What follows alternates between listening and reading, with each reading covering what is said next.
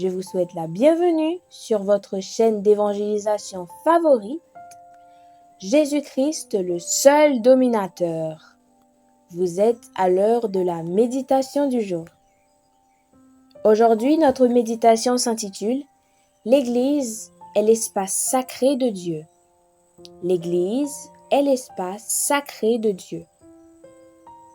À l'époque où les récits de l'Ancien Testament étaient encore vécus, Dieu désignait des espaces sacrés pour que son peuple puisse le rencontrer. Dieu a d'abord planté un jardin en Éden, un bel espace paradisiaque pour ses précieuses créations. Ensuite, le tabernacle était un espace portable dans le désert pour les Israélites qui avaient été sauvés de l'esclavage égyptien. Et le temple était un espace permanent à Jérusalem pour le peuple d'Israël.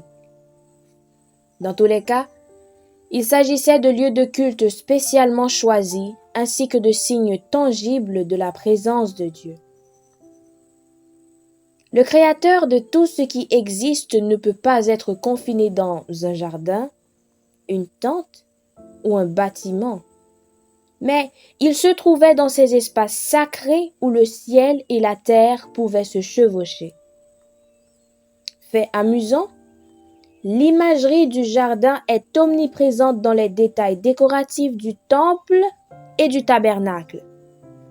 Palmiers et grenadiers, nénuphars et fleurs d'amandier, lions et bœufs, couleurs vives et métaux précieux. De tels plans sont censés nous ramener au commencement avant que les choses ne tournent mal. Parce qu'un Dieu saint aime les pécheurs, nous avons un problème de séparation.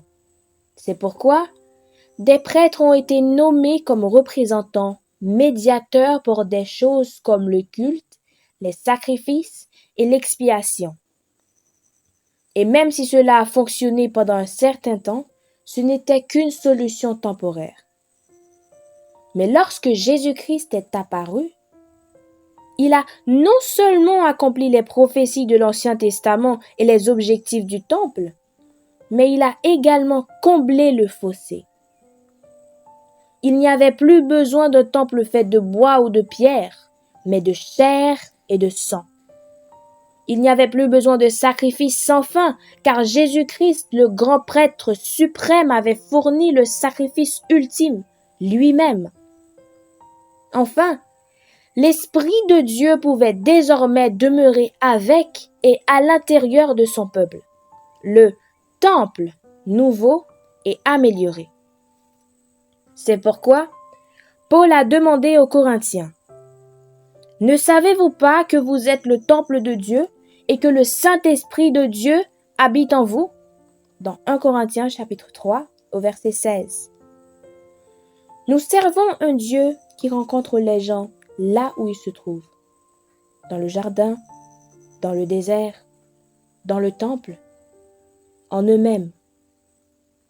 Alors, si vous êtes un disciple de Christ, rappelez-vous, vous êtes le lieu où son esprit demeure maintenant. Vous êtes le vaisseau dans lequel il vit, se déplace, travaille et donne du pouvoir. Vous êtes le lieu où le ciel et la terre entrent en collision.